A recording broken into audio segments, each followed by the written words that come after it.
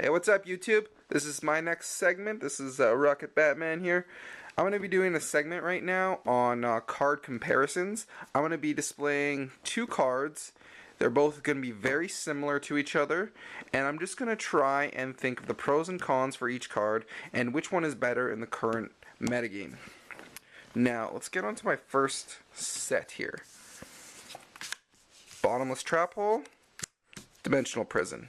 Now, which one is better? Let's look at the pros and cons first of Bottomless Trap Hole. First, pros, obviously it's chainable, so you can chain it to your opponent's Judgment Dragon or Brionac or Scrap Dragon, whatever the case may be.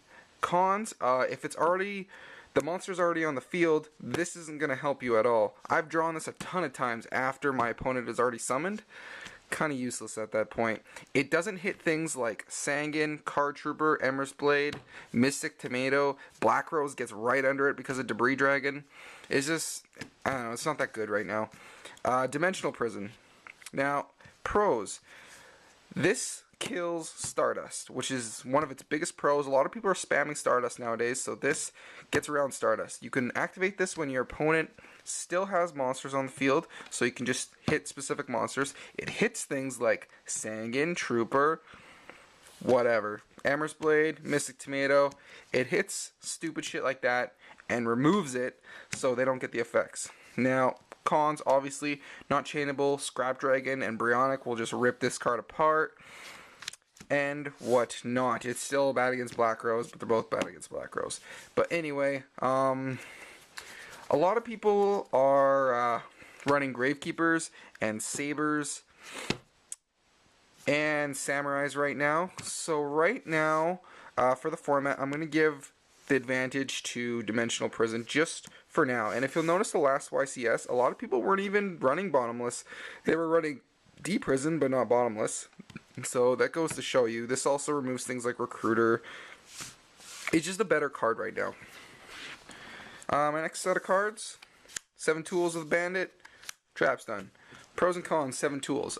This is used to negate specific trap cards, like Solemn Warning and Solemn Judgment. After they pay the life point cost, you activate this, so you only pay 1,000, and chances are they're going to lose the game right there, because this negates something very specific. So, which is good for decks like Gravekeepers and Hero Blast when you want to negate the Solemn Warning or negate the Mirror Force or whatever like that.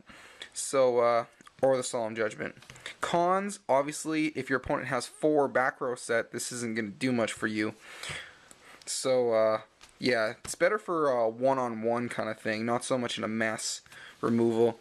Trap's done. Pros and cons. Pros, it can cover a wider variety of the field. Like if your opponent does have 3 to 4 back row set, you activate Trap's done. If they're all traps, then they're going to get killed. Because this is better for like Hunley plays and Black Rose plays. Plays that can make big pushes, like with Samurais, Sabers, stuff like that. They can make big pushes. Now, cons, obviously, you have to activate this before you start wanting to do your things, because if you don't activate it in time, it's outsped by Solemn Warning, Solemn Judgment, because it's not a counter trap. So you have to activate this during your main phase 1 or standby phase, whatever. And let's say your opponent Book of Moons you just went -1 on the Trap's done. You didn't do anything with it, and you went -1. So not as good in that scenario. And let's say your opponent only has 1 back row, right? And it is Solemn Warning. You do this, right? You go -1. Now, if you would have did this, they would have paid the life point cost, and then you could have activated it. So, Trap's done. Not so good in that variety. Both amazing cards, but they're both in different decks. This is like Saber Samurai. This is like Gravekeeper Hero. Right now, for where the format is, I'm going to give the advantage to 7 Tools, because everybody is playing Solemn Warning right now, and this makes them pay and then you negate. So I'm going to give it to 7 Tools right now. But Trap's done, still a very good card. Next two, Effect Veiler, Forbidden Chalice. Pros and cons, Effect Veiler. It's light, so Chaos Sorcerer plays are very, very good. It's a tuner, so you can tune it with Gores and Cyber Dragon, make quick synchros and whatnot. If you're in a desperate spot, you can always set it. Not the best play, but you can always set it. So, and its monster, obviously, so Pot of Avarice becomes live. Cons only can negate things during your opponent's main phase. So things like Raikou and Gravekeeper Spy when they're attacked, that's not going to work.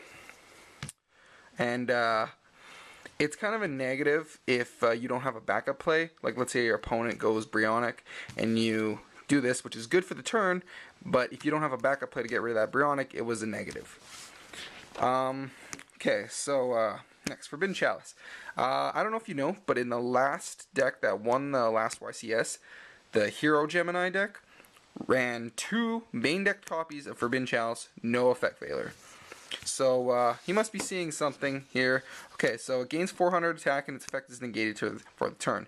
Now you may not think, the pros, but you may not think that 400 attack is a lot. But sometimes when you have like a Cyber Dragon and a Thunder King, or Cyber Dragon and something that's like 18 to 2000, somewhere around there, and they attack with Cyber Dragon, you activate this, that little bit of boost is enough for your monster to get over, which is kind of cool. Next, it can negate.